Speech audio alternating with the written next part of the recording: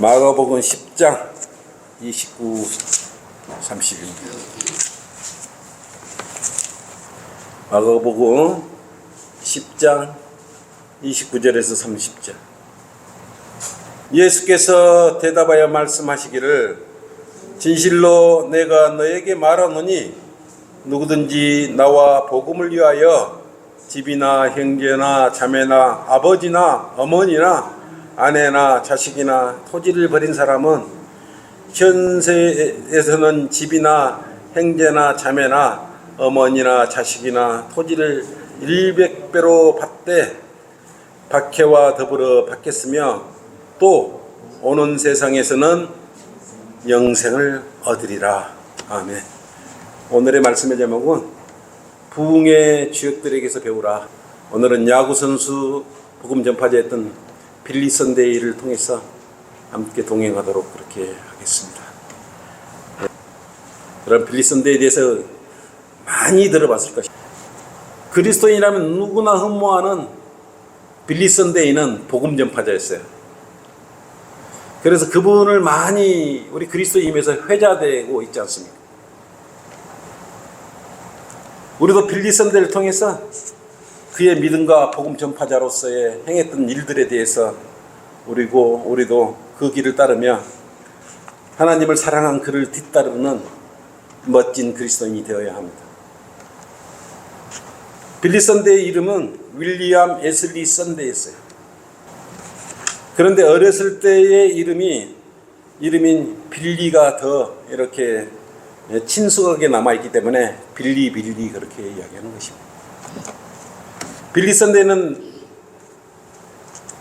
그리스도를 높이고 죄를 통렬히 지적하고 서슴없이 지옥에 대해서 설교를 했던 것입니다. 예수 그리스도의 재림을 소망하게 했으며 사회에 만연한 죄를 지적하는데 눈치를 보지 않았고 강력히 지적을 했던 것입니다. 빌리 선데이가 복음 설교자로 활동할 때는 산업 사회로 이렇게 변해해 가고 있는 그런 시점이었어요. 그때는 자유주의와 급진주의적인 사상이 밀려오고 있었을 때였어요. 그에 비하면 빌리 선데이가 외치는 복음이나 이런 것들은 옛 복음 정도로 얘기했던 것이에요. 그 시절에. 그래서 1910년에서 1920년대에 550여의 공식 집회가 있었고 87만 명이 예수 그리스도를 개인의 구주로 영접하게 됐던 것이에요. 놀라운 일이죠. 87만 명이에요. 87만 명을 주님께로 이끌은 것이. 빌리 선데이가 1912년도에 펜실베니아주에 집회가 있는 데에는 술집이 200곳이 문을 닫아버렸어요. 얼마나 강력하게 설교를 하고 지옥에 대해 설교를 했으면 술집이 복음 집회가 하고 나면 그 주변에 술집이 200개가 200여 곳 이상이 문을 다 닫아버렸습니다. 특히 1917년과 18년에 10주간 보스턴에서 열린 집회에서 150만 명이 참여를 했어요. 150만 명 그날 10주간에 6만 명이 회심을 해버렸어요. 6만 명이. 지금 그때는 필라델피아 시대였고 복음의 문이 활짝 열려 있을 때라 그런 놀라운 역사가 일어났던 것입니다. 그 강력한 설교 덕분에 1919년도에는 금주법이 통과되기도 했어요. 빌리 선데이가 집회를 통해서 만난 사람이 몇 명이나 만났을 것 같습니다. 자그마치 1억 명을 만났어요. 추산한 1억 명이 더 만날 수도 있지 않겠습니까? 이것은 텔레비전이나 라디오 이런 매체들을 제외한 그러한 빌리 선데이가 만났던 사람들이 1억 명이에요. 그 당시에 대통령인 루즈벨트와 윌슨을 제외하고 미국의 어떤 개인보다 더 많은 신문 지면을 차지하고 있었습니다. 근데 빌리스 선대가 72살까지 사역을 하고 1935년도에 주님의 부르심을 받고 하늘나라에 갔습니다. 여러분은 언제 빌리스 선대를 만날 수 있어요? 휴거 되면 가서 여러분 뭐라고 물어볼 겁니까? 어떻게 그렇게 많이 복음을 회심을 많이 시켰습니까? 여러분 그렇게 물어봐야죠. 가서. 근데 빌리스 선대는 야구 선수로서 청년기를 보냈어요. 빌리의 아버지는 미국으로 온 독일 이민자의 아들이었습니다. 보병으로 입대한 지 1년 만에 근데 사망을 해버렸어, 아버지가. 근데 빌리가 태어난 지 그때 5주 만에 이런 일들을 당했던 것이. 그의 어머니는, 빌리의 어머니는 재혼을 했는데 재혼한 남편은 가족을 버리고 떠났어요. 그래서 조부모와 가까이 지내다가 10살에 고아원으로 보내져서 그곳에서 자랐습니다. 그리고 보면은 이렇게 그리스도인들, 이렇게 훌륭한 그리스도인들을 보면 유년 시절이 결코 이렇게 세상 속에서 그렇게 이렇게 활짝 피지를 못했어요. 대부분 어려운 고난을 다 겪었어요. 그래서 14살이 되자 스콧이라는 대령의 조랑모를 돌보고 있었는데 다른 농장에서 일도 했어요. 스콧 부부가 그를 잘 봐서 그의 생활과 교육도 이렇게 돌봐주었던 것입니다. 그런데 10대 때 빌리는 탁월한 그런 운동신경을 가지고 있었어요. 그래서 소방서에서 일을 했고 이모의 추천으로 시카고 야구 구단에 입단하게 되었습니다. 그래서 시카고 야구단에서 빌리는 야구 선수로 있었죠. 그가 입단할 때 구단에서 가장 빠른 야구 주자와 달리기를 했는데 100m 정도 달리기를 했는데 빌리가 5m 더 빠르게 이렇게 건강했나 재빨랐나 봐요. 재빨랐나 달리기를 아주 잘했는데 아주 유명한 일화가 되었다고 합니다. 그는 야구 선수로 입단한 뒤로는 거의 10년간 유명하고 뛰어난 야구 선수로서 활약을 했습니다. 경기가 일요일에 펼쳐질 때면 일요일에는 도시 전체가 아주 열광을 했다고 합니다.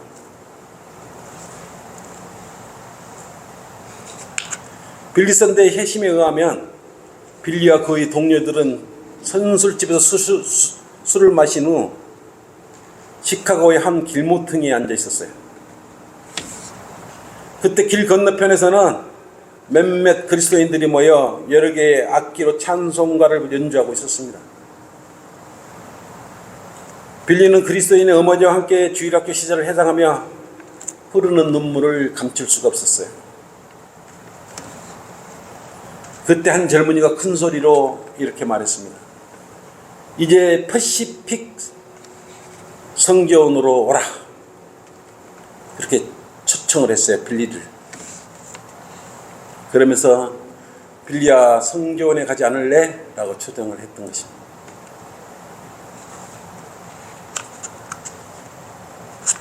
이 말을 듣고 빌리는 뭐라 그래? 이제 죄에서 빠져나가겠다. 너희들과 이제 같이 못 있겠다. 그리고 성교원으로 했지 않습니까? 그는 예수 그리스도를 그때도 따를 준비가 되었던 것입니다. 죄 속에서 뒹굴던 빌리가 예수 그리스도를 믿고 성교원으로 간다니까 주변 친구들이 비웃었어요. 대부분 비웃었습니다. 그 중에 개 중에 몇몇은 격려해 주기도 했습니다. 빌리는 성교원으로 가서 무릎을 꿇고 주 예수 그리스도를 자신의 구주로 믿고 영접을 했던 것입니다. 그래서 구원받았던 것입니다. 이는 신문에 헤드라인 스픽으로 이렇게 장식되었어요. 당시에 야구 선수가 그리스도인이 된다는 것은 흔하지 않는 일이기 때문에 빌리가 예수 그리스도를 믿고 야구 선수가 구원받았다는 것이 토픽감이었어. 토픽감. 빌리 썬델은 구원받은 후부터 5년간 야구 생활을 계속하면서 장로교회에 속하여 신앙생활을 하고 혼인도 했습니다. 이 시기에 어린 시절 자신을 가르친 목사에게 들었던 말이 기억이 났어요. 이게 중요하거든. 매일 15분씩 기도하고 15분씩 복음을 전하고 그런 생활을 하다 보면 결코 실족하지 않으리라는 어린 시절에 목사에게 들었던 말을 듣고 매일 15분씩 이렇게 기도를 하고 15분씩 복음을 전했던 것입니다. 근데 이걸 평생에 걸쳐서 한 것이에요. 실질적으로 실천에 옮겼습니다. 그리고 야구 선수로서 맹성 때문에 YMCA 있잖아요. YMCA에서 체육과 관련된 강의를 맡았어요. 그러면서 그는 비공식적으로 성경을 공부하면서 YMCA 종조부에 취직을 했습니다. 그때 야구단에서는 거액 연봉을 제시하면서 스카우트 제의를 해갖고 왔어요. 그렇지만 빌리는 적은 돈을 받더라도 사역을 하기로 마음을 굳혔던 것입니다. 그렇게 3년 정도 시간이 흐른 뒤에 율버 체프먼이 누구냐면 율버 체프먼 누구냐 그러면 이분도 역시 복음 전파자의 거장이었어요. 시카고를 방문했고 빌리는 율버 체프먼의 도움을 받으면서 또 따라다니면서 고민을 하고 있었어요. 그때 율버 체프먼이 필라델피아로 돌아가서 목회를 하게 돼 있어요. 그를 처지에 놓이게 됐습니다. 빌리는 기도의 응답으로 아이오와 주의 가느라란 곳에서 강연할 기회를 얻게 되었습니다. 그래서 빌리는 거기서 체프먼으로부터 전달받은 7개 설교문을 가지고 설교를 했는데 청중이 무척 많았고 회심한 사람들도 많아서 강연을 한 주 더하게 해달라고 이렇게 요청을 받았던 것입니다. 그래서 그는 자신의 간증을 덧붙여서 같은 설교를 다시 해야 하는데 그때 이렇게 기도했습니다. 주님, 저는 이것보다 설교를 더 잘할 수 있도록 해주십시오. 그리고 저에게 설교를 더 해주시고 더 잘할 수 있도록 해주십시오라고 설교를 할 줄 몰랐던 빌리는 이렇게 주님께 외쳤던 것입니다. 빌리는 열흘 동안에 268명의 혼들이 구령되는 것을 봤어요. 그리고 빌리는 자신에게 순회 설교자로서 전담 사역을 할 기회가 그때 당시에 이제 왔음을 깨달았습니다. 이게 주님의 종들은 잘나고 못 나가고 설교 잘하고 못 오고 필요가 없어요. 기도하면 돼요. 설교 잘하게 해주세요. 하나님의 사역 동참하게 해주세요. 그러면 되는 거예요. 완전히 하나님을 섬긴다? 그거 어려워요. 그래서 빌리는 이후 수년 동안 작은 마을에서 순회 설교를 했습니다. 그리고 점차적으로 그런 더 큰 마을에서도 설교를 하기 시작했어요. 여러분, 그리스도인은 적은 일부터 점차적으로 성장해 가는 것이에요. 그러면서 큰 일도 할 수 있는 것 아니겠습니까? 어떤 때는 그 도시 인구 중 20-30%의 주민들이 복음 전도 집회로 쏟아져 들어와서 예수 그리스도를 영접하기도 했어요. 그 마을 주민이 20% 30%가 빌리가 가면은 회심을 해버렸던 것이 얼마나 놀라운 일입니까? 지금 이런 일이 있겠습니까? 빌리가 이렇게 설교를 하고 다니면 부도덕한 그런 술집들이 문을 닫았고 집회가 끝난 데에도 영적 열매의 여운이 열매들이 수년 동안 있었던 것입니다. 그런 것이 증거로 지금 남아있지 않습니까? 빌리선대에는 이렇게 우리같이 지금 순회 설교를 하지 않습니까? 1년에 몇 번씩. 1년이면 5, 6회씩 순회 설교를 했던 것이. 그러니까 우리도 평균 한 올해 같으면 6회 정도 우리가 순회 설교를 하지 않습니까? 빌리선대는 청중이 이해할 수 없는 1만 개의 단어보다 쉬운 5개의 단어로 설교를 하고 싶다고 하면서 자신만이 할 수 있는 설교 150편을 가지고 설교를 준비를 했어요. 이게 빌리의 설교는 어렵지 않았어요. 막 거창한 수식어를 이렇게 사용하지 않았어요. 이게 저도 좀 많이 부족하기 때문에 쉽게 이렇게 설교를 하는데 아마 빌리가 그랬던 것 같습니다. 1886년부터 설교를 시작하여 7년 후에는 장로교에서 목사 안수를 받았고 복음을 지속적으로 전했던 것입니다. 지금 우리나라의 장로교가 문제죠. 미국 쪽에서는 침례교가 대부분이고 킹제임스 성경이 원래 바탕이에요. 저본이에요. 그게 원래가. 설교하기 시작한 지 10년 동안 스스로 임시 천막을 설치하고 설교를 해야 됐는데 설교 중에 비가 오면 스스로를 밧줄로 이렇게 넘어가지 않도록 조작해야 하고 밤에는 그 천막 안에서 자면서 이렇게 천막이 쓰러지지 않고 잘 있는지 이렇게 확인하고 그렇게 생활했던 것이죠. 거의 그렇게 힘든 생활을 10년 동안 하고 나서야 동역자들을 고용할 수가 있었던 것입니다. 처음부터 다 주지 않아요. 빌리도 그 당시지만 굉장히 설교를 잘했으니까 뭐가 있었습니까? 다 주님께서 동행해 주시니까 이런 엄청난 복음의 열기가 일어나기 시작했던 거 아니겠습니까? 빌리 선데이가 이렇게 복음을 잘 전할 수 있던 것은 사람들은 각자 특징을 잘 활용했어요. 각자 우리가 은사라 그러죠. 나름대로 그 은사들을 주셨어요. 그 은사들을 잘 활용했던 것입니다.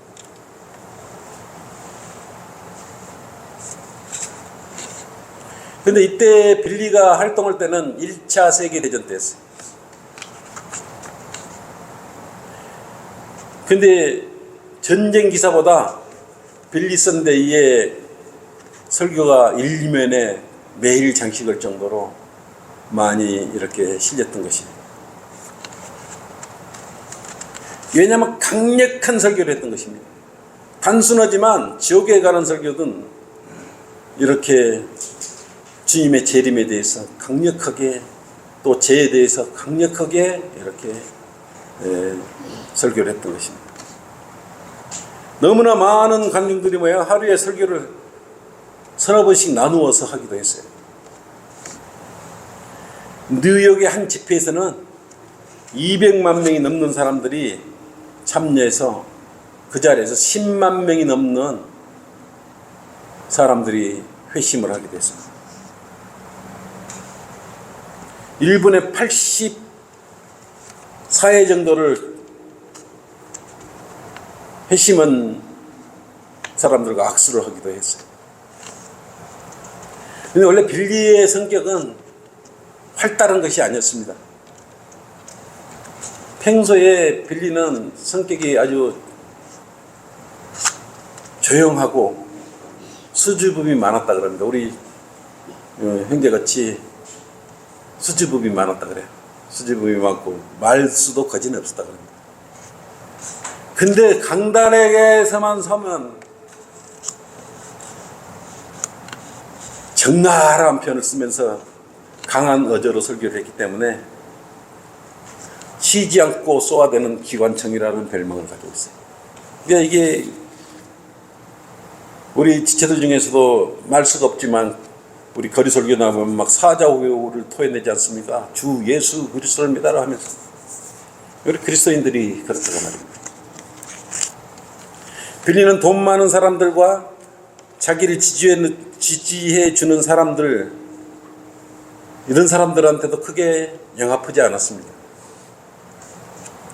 설교자가 유명세를 타게 되면 유혹을 받게 된다는 걸 알기 때문에 그렇습니다.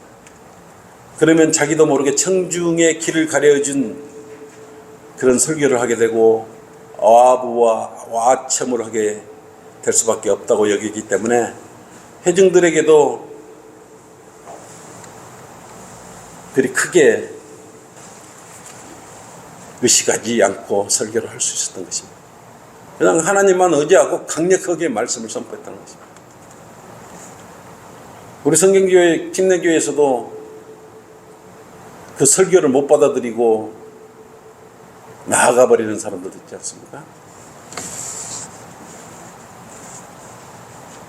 그들은 민감한 그런 것까지 설교를 했어요. 임금 체불 관련된 것까지 그때 주제로 담았고, 여성 투표권이나 공립학교 또는 성교육에 대해서 필요성에 대해서 이렇게 설교를 하게 됐습니다. 근데 그 저변에 흐르는 맥은 두 가지가 도저히 흐르고 있었어요. 죄에 대해서는 불같이 공격을 했어요. 죄 짓지 말라고. 또한 예수 그리스도를 개인의 구주로 믿게 하여 사람을 죄로부터 구원하는 것. 이 두 가지 큰 맥은 줄기는 결코 흐트러뜨리지 않았습니다. 빌리선대는 청중을 배려해 주지 않았어요. 청중들 듣든지 말든지 길을 열든지 닫든지 신경 안 썼어요. 강대상에서 그냥 죄에 대해서, 지옥에 대해서, 예수님 재림에 대해서 강력하게 선포를 했던 것입니다.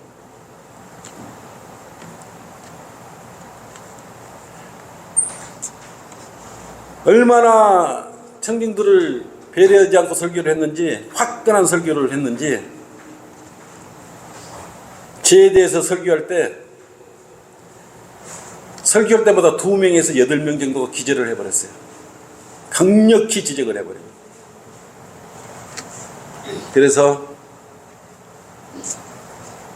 충격을 받고 실려나가기도 했습니다. 이게 그 많은 청중 중에서 죄에 대해서 강력히 선포하니까, 지옥에 대해서 선포를 하니까 청중들이 2명에서 8명 정도가 요즘 말하면 앰뷸런스에 실려갈 정도로 그렇게 강력히 이렇게 선포를 했던 것입니다. 빌리선대의 사기, 초역, 가정생활과 자녀들의 살펴보면 사역 초기에 10년 동안 아내와는 별거를 했어요. 그래서 이런 상황은 빌리를 아주 정서적으로 힘들겠죠. 10년 동안이나 아내와 별거를. 근데 나중에 마음을 돌이켜서 아내와 동역하기로 하고 4명의 자녀는 유모들에게 맡겨버렸어요. 근데 자녀들이 45 이전에 다 죽었어요. 그 중에서는 한 아들은 자녀는 자살을 했던 것이. 그리고 3 아들과 딸이 있었는데 아들들은 모두 아버지 사역에 대해서 반대를 했어요. 아버지 사역에 대해서 반대를 했어요. 그리고 딸은 다발성 갱화증으로 건강이 약화되었던 것입니다. 그게 빌리가 이렇게 주님을 섬기기 위해서 가는 길이 가정이 순탄하지 않았던 것입니다. 이런 어려운 과정에서도 하나님의 사역을 감당했던 것입니다. 그래서 이 빌리가 사역 중에서 한 말이 있어요. 여러분 한번 들어보십시오. 하나님의 말씀과 학자들의 견해가 다를 때는 학자들이 마귀의 편이다 라고 말을 했던 것입니다. 또 두 번째는 우리는 전에 살았던 어느 누구보다도 예수 그리스도의 재림이 가까운 데 살고 있다. 눈 깜짝할 순간에 이 일이 일어날 것이다. 우리가 추구해야 할 단 한 가지 길은 신랑이 오실 때를 대비하는 것이다. 정확히 이렇게 간파하고 있죠. 우리도 주님의 재림에 대해서 귀에 따가울 정도로 이야기하고 있지 않습니까? 세 번째로 이런 어렵도 남겼습니다. 차고에 간다고, 차고가 뭐 차가 있는 곳에 간다고 저절로 자동차가 되어 나오지 않는 것처럼 교회에 간다고 저절로 그리스도인이 되지 않는다라고 말했습니다. 또 빌립선대에는 당신이 세상에 속한 그리스도인이라면 당신의 입에서는 하늘의 거룩한 마귀를 찬송하는 소리가 흘러나온다 그랬어요. 다시 한번 읽어드릴게요. 당신이 세상에 속한 그리스도인이라면 당신의 입에서는 하늘의 거룩한 마귀를 찬송하는 소리가 흘러나온다라고 했어요. 가짜 그리스도인이랄지라도 세상과 가까이 있으면 마귀를 찬송하게 돼 있다. 결론입니다. 오늘 오후에 거리 설교를 하고 짧게 이렇게 준비를 했는데, 우리는 빌립선대를 통해서 무엇을 배울 것인가? 결론적으로 빌립선대에는 수많은 사람들에게 복음을 전하고 그리스도께로 혼을 이겨온 능력 있는 종이었습니다. 하지만 그를 하나님께서 본격적으로 들어 쓰시기 전까지는, 또 들어 쓰시는 중에도 환상적인 사역의 능력만 있었던 것이 아니었어요. 그리스도인은 복음을 전파하러 나갔지 않습니까? 그때까지도 큰 힘을 발휘하지 못합니다.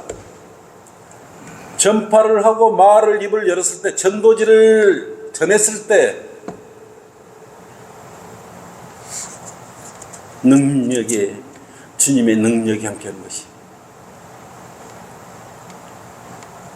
전도지도 안 나누고 가만히 있으면 능력이 임하겠습니까? 복음 전하러 가서 입도 안 열고 가만히 서 있으면 하나님의 능력이 임하겠습니까? 입을 열었을 때, 전도지를 전했을 때 하나님의 능력이 임하는 것이죠.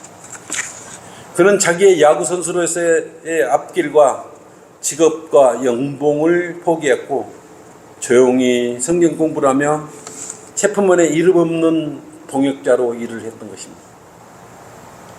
또 처음 강연을 맡아 설교할 때는 적어도 10년간 육체적으로 많은 고생을 하면서 하나님의 복음을 전했던 것입니다. 이러한 빌립선대마저도 이렇게 고생을 많이 했지 않습니까? 그 와중에 가족들과 함께 시간도 보내지 못하고 오랫동안 벨거 생활까지 했어요. 그러면서 쉴 새 없이 벨거 중에 설교로 돌아다녔습니다. 매일 3번 이상의 설교를 하고 자신의 수줍음 많은 인간적인 성향과는 반대로 수많은 사람을 만나 그들을 주님께로 인도해서 부흥의 이면에는 자신의 인생을 갈아 넣었던 사람이에요. 그래서 빌립선대는 1억 명을 만났고 100만 명이 주님께로 이긴 거예요. 100만 명이 회심을 해요. 비율 1억 명의 1%, 100만 명이 구원받으면 몇 프로 정도예요? 비율로 따지면 1%입니까? 1억 명을 만났는데 100만 명이 회심이 됐습니다. 그래서 굉장히 많이 구원받았다. 지금 1억 명 만나면 몇 명이나 우리가 구령할 수 있을까요? 지금 백유시 닥친 이 시대.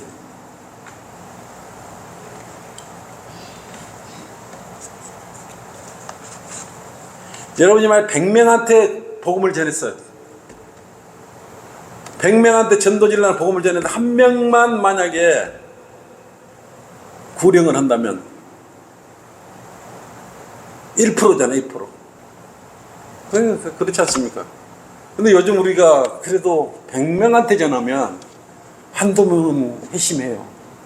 아직은 우리가 그래도 복음을 전할 만한 그런 시대에 살고 있는 거죠.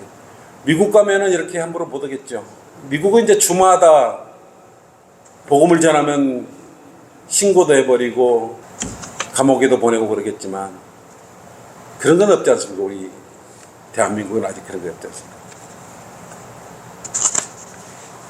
그리스도의 복음을 전하는 것은 삼시세끼 밥 먹듯이 그냥 자연스럽게 그렇게 전해야 되는 것이 특별한 거 아니에요. 나는 이렇게 말하고 습관처럼 먹어야 살듯이 습관처럼 전해야 사는 것이에요. 이게 그리스도의 삶이에요. 간추려서 빌리선대를 통해서 과연 우리는 어떻게 해야 이 라오디케아의 교회들을 살면서 주님을 영화롭게 해드릴 수 있고 주님을 기쁘게 해드릴 수 있을까? 지금은 가장 큰 사역이 기도해 주시는 거죠. 우리 이제 하자매님이 이제 기도를 많이 해주시고 하자매 기도 많이 해주시고 복음의 동참자죠. 다행히 이번에 28일 날 전북 지역에 순회설교가 계획되어 있습니다. 저는 계속 기도하고 있어요. 주님, 열매를 주십시오. 열매를 주십시오. 열매를 주십시오. 지금 여러분이 100명 중에 100명한테 복음을 1명을 구령해 왔다. 빌리 선데이보다 훌륭한 그런 일을 가업을 수행할 수 있는 거죠. 왜냐하면 이 시절은 대교의 시대가 닫힌 시대이기 때문에 여러분이 지금 한 명 한 명 구령한다는 건 굉장히 어마어마한 일을 하는 것이죠. 이것으로 우리가 빌리 선데이에 대해서 살펴보았습니다.